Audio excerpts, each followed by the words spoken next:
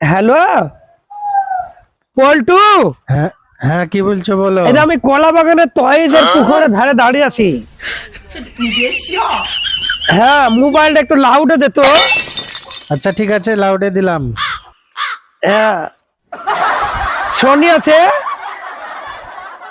Johnny আছে, মজনু আছে। আচ্ছা আচ্ছা, সবাই আছে, বলো।